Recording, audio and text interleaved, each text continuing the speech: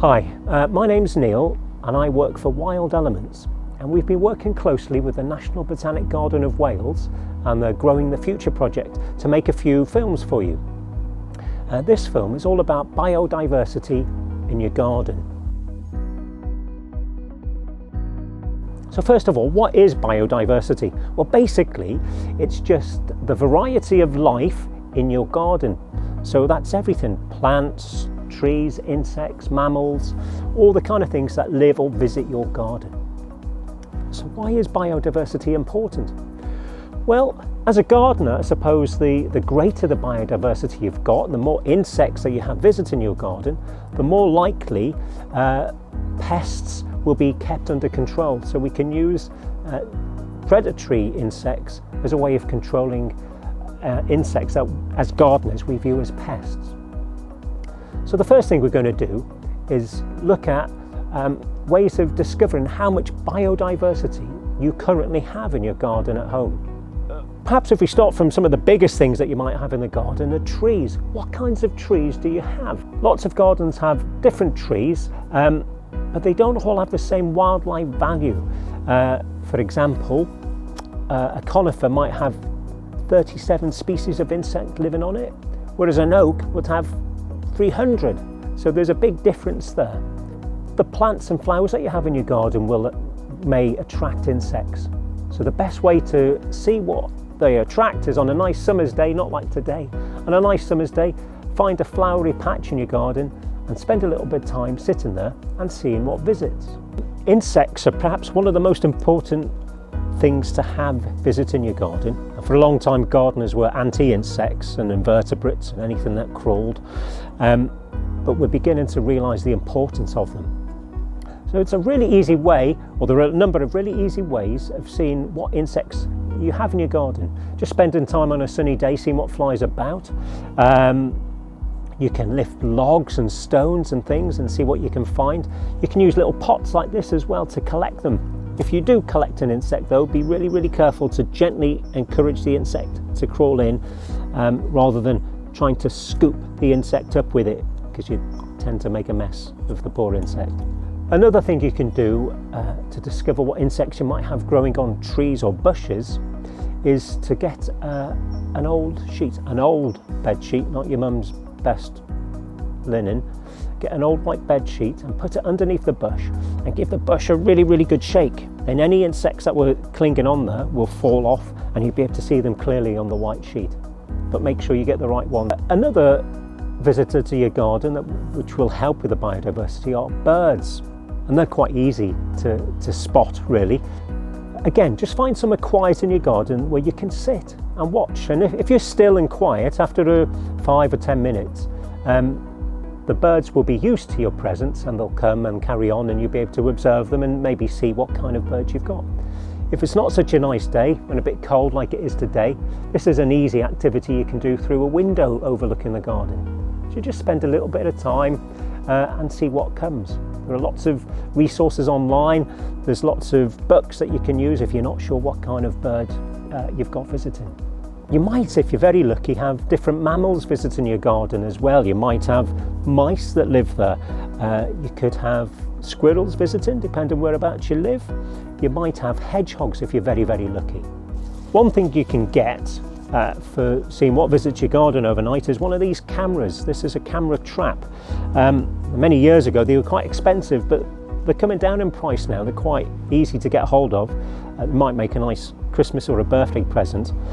And you can strap it to a tree or a post or a fence, or put it on a tripod and set it up facing somewhere where you think an animal might walk past, maybe at the boundary, or if there's a gap under your hedge or something like that and you think things might be coming through that way, you can set it up facing it, and anything that walks past will trigger an infrared beam and it will take a picture or even some film footage, so you can get some really good shots with this. So if you assume that you've spent a little bit of time seeing what kind of things live or visit your garden, you can then start to decide what kinds of things you can do to either attract more things into your garden, increase the biodiversity, or to improve the conditions for what you do have there. One of the simplest things you can do is to plant plants and flowers that are pollinator friendly. So things that will attract insects like bees and wasps and other pollinators to your garden, butterflies. So typical plants would be things like borage or sunflowers, or lavender or oregano. There's loads out there. Do a little bit of homework and see which ones you like the look of, and see if you can find a space in your garden for them. Another simple thing to do is to leave an area of your garden to go a little bit wild. Maybe have a little nettle patch somewhere, maybe in a tucked away corner. Or if there's an area or an edge of your lawn that you might be able to not mow, let it grow a little bit wild. Those little pockets will be valuable for lots of visiting insects. So once you've attracted insects to your garden, it'd be a really good idea to give them somewhere to overwinter. And in the wild, this is quite easy for insects, I suppose, because there's lots of dead plants and things like that about that they can sort of hide in, hollow stems of hogweed and things like that. But in our gardens, it's not quite so easy. We can certainly make it a lot friendlier for them. So this is a really simple insect hotel or insect home that you can build. So all it needs is an old plant pot or a jar or anything like that. I've got some bits of cardboard, some cones and some bits of bamboo, which are sort of nicely hollow for insects to go and move into. And all I'm going to do to begin with is just put a little layer of straw into the bottom. That in itself is a nice little habitat for some insects. And then what I'm going to do is get these strips of cardboard and just sort of roll them into tubes. It doesn't have to be very neat or tidy, but those gaps are where the insects would hide, depending on what insects you've got. I'll just make a few of these.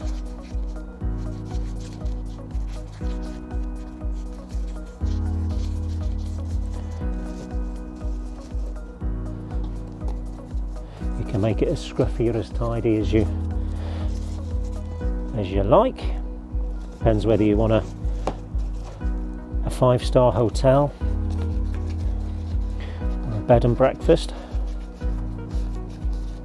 So I've got some bits of cardboard. I'm going to put some of these bamboo canes in.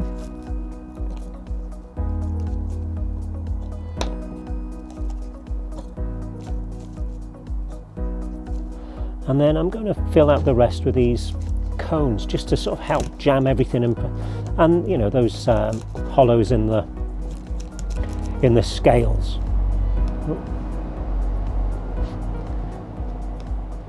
There we go. So that's the finished bug hotel. So all you need to do now, I guess, is to find somewhere sheltered, so it's not going to get too wet. Put it horizontal so that things can fly in and crawl in and find some shelter. So perhaps out of full sunlight, somewhere that'll be warm and dry. See what moves in. Right, well, another way we can sort of see what's living in the garden, certainly in terms of insects and vertebrates, things like that, is to dig a thing called a pitfall trap, which is basically just a pit that things will crawl along and fall into. So I've got this pot which I'm going to use, so I just need to dig a hole to bury this.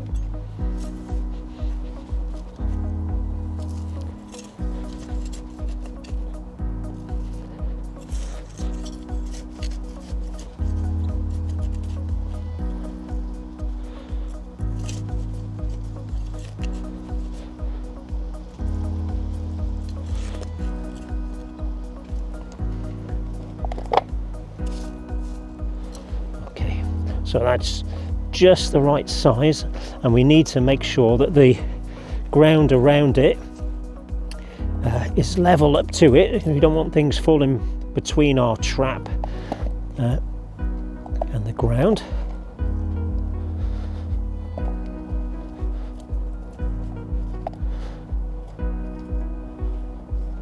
Oh, there's a worm, that's a good sign. Here we go.